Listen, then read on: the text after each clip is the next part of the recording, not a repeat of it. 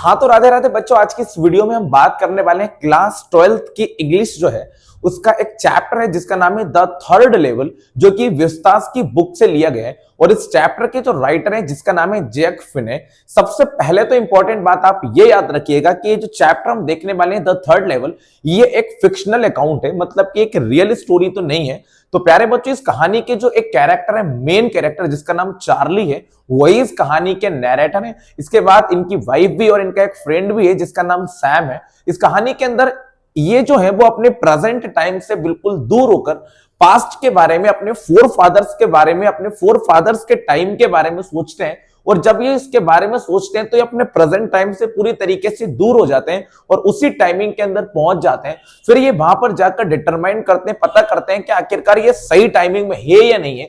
तो इन्हें बहुत सारी चीजें जो है वो एक्स्ट्रा ऑर्डिनरी सी दिखाई देती हैं, जिससे इन्हें पता चलता है कि भाई ये अपने उस प्रेजेंट टाइम को छोड़कर कहां पे चले गए, पास्ट में चले गए। हालांकि इन रियलिटी में ये कोई पास्ट में जाते नहीं है, इनका जो रियल एटमॉस्फेयर होता है वो तो प्रेजेंट में होता है, लेकिन जो ये फील कर रहे होते हैं ये अपने फोर फादर्स के उस पुराने टाइम को फील कर रहे होते हैं, जिसकी वजह से इनको एक थर्ड लेवल की चीज का इल्यूजन दिखाई देता है। तो चलिए इसके क्वेश्चन आंसर को हम आसानी से कवर कर लेते हैं। तो प्यारे बच्चों, सबसे पहला क्वेश्चन जो कि 100% बोर्ड एग्जाम में आ सकता है वो है, what does the third level refers to. ये जो थर्ड लेवल है वो किस चीज को रेफर करता है, इस चैप्टर के अंदर हमको बताना है। क्वेश्चन बहुत इंपॉर्टेंट है, रिपीट करता हूं मैं, what does the third level refer to.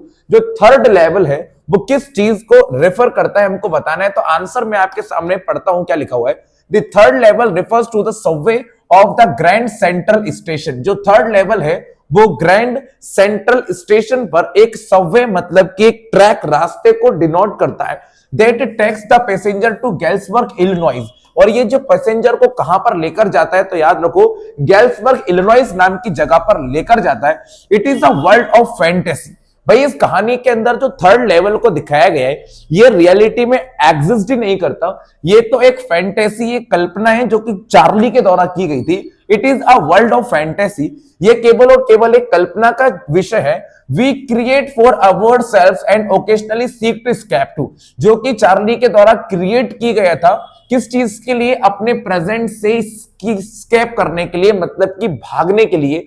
Most of the time it is the picture of the simple past of our forefathers. इस कहानी को देखकर तो ऐसा ही लगता है कि जो पिक्चर थी वो चार्ली के फोर फादर्स के टाइम पे थी, who believe were happier। और ऐसा लगता है जैसे कि वो बहुत ज्यादा खुश थे, और सही भी बात है। ऐसा चार्ली को भी लगता था कि जो पुराना टाइम था, लेजर टाइम था, द टाइम ऑफ नॉस्टैल्जिक, वो बहुत ही ज्यादा प्रीमियम था, बहुत ही ज्यादा प्रीसियस था आज के टाइम को देखकर। क्योंकि जो प्रेजेंट का टाइम है वो तो वरीज, मतलब कि परेशानियों से भरा हुआ है, बिजीनेस से भरा हुआ है। लेकिन जो फोर फादर्स का टाइम था वो तो बहुत ही ज्यादा लेजर टाइम था, कोई भी परेशानियां नहीं थी, लोग अपने घर के बाहर बैठे रहते थे, एक दूसरे से प्यार से टॉक करते थे। लेकिन आज बिल्कुल भी ऐसा नहीं है। यही सारी चीजें जो चार्ली है वो मिस करता है, इसलिए वो अपने प्रेजेंट टाइम से स्केप होके कहां चला जाता है, पास्ट में चला जाता है। अब हम क्वेश्चन नंबर 2 को देखते हैं, आपको स्टोरी क्लियर होती चले जाएगी।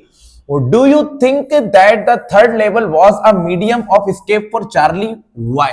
क्या आपको लगता है कि जो थर्ड लेवल जो कि चार्ली ने क्रिएट किया था अपने दिमाग में, क्या वो चार्ली को स्केप कराने का, मतलब कि प्रेजेंट से दूर ले जाने का एक मीडियम हो सकता है।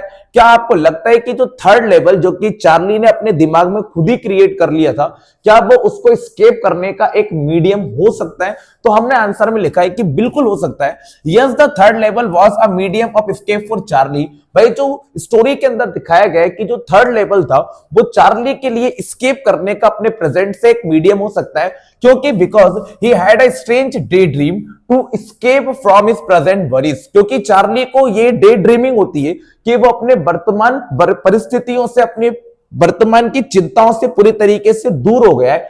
He wanted to escape into the past. और वो चाहता भी था कि वो कहां पर पहुंच जाए, पास्ट में पहुंच जाए। ही बिलीव्ड दैट, और वो मानता था कि इन द ओल्ड डेज, पहले के दिनों में जो लाइफ थी वो काफी ज्यादा पीसफुल थी।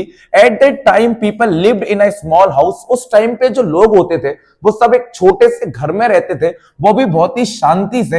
And it took care to each other, और सभी एक दूसरे का ध्यान भी रखते थे। इन सारी चीजों की क्रिएटिविटी जब चार्ली के माइंड में होती है तो हमको पता चलता है कि वो एक थर्ड लेवल, मतलब कि एक पास्ट की जगह पर पहुंच चुका है।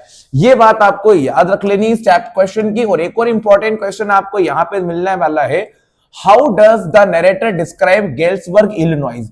जो नरेटर है, मतलब कि जो चार्ली है, वो गेल्सबर्ग इलिनॉइस को किस तरह से डिस्क्राइब करता है। हम अभी के गेल्सबर्ग इलिनॉइस की बात नहीं कर रहे हैं, हम बात कर रहे हैं वही फोर फादर्स के टाइम के गेल्सबर्ग इलिनॉइस की, कि वो कैसा था चार्ली के अकॉर्डिंग।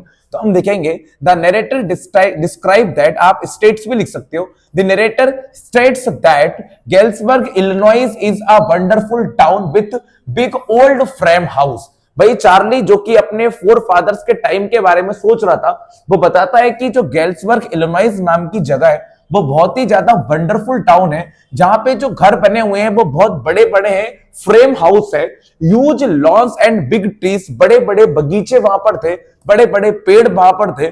जो शाम का समय होता था वो देखने में बहुत ही लंबा सा लगता था।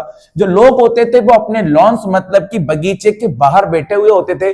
द मैन स्मोकिंग सिगार, जो मैन होते थे वो स्मोकिंग कर रहे होते थे, एंड टॉकिंग क्वाइटली, और एक दूसरे से शांति से बात कर रहे होते थे। The women waving palm leaf fans, और आज की जो इलेक्ट्रिकल चीजें उन चीजों से बचे हुए थे, जो विमेन्स थे उनके पास हाथ में पकड़ने वाले फैंस होते थे। इसका सीधा सा मतलब है जो लोग थे वो बहुत ही शांति की जिंदगी जीते थे, हार्मनी की जिंदगी जीते थे, and had a lot of leisure time, और उनका जो टाइम था वो काफी ज्यादा लेजर था। कोई भी परेशानी उनके पास बिल्कुल भी थी ही नहीं। तो ये क्वेश्चन थे इस चैप्टर के, जो कि आपको अच्छी तरह से प्रिपेयर कर लेना है। इन तीनों क्वेश्चन में से एक क्वेश्चन आपके बोर्ड एग्जाम में 100% आना ही है, ये मैं श्योरिटी रखता हूं। एक और चैप्टर इसका बचा हुआ है, वो भी हम आपको अगले वीक तक प्रोवाइड कर देंगे। अगर आपको सारी वीडियोस देखना है तो आप डिस्क्रिप्शन में जाकर, प्लेलिस्ट में जाकर सारी वीडियोस को वॉच कर सकते हो, और बहुत अच्छे मार्क्स जो है वो एग्जाम में ला सकते हो। Thanks for watching this video.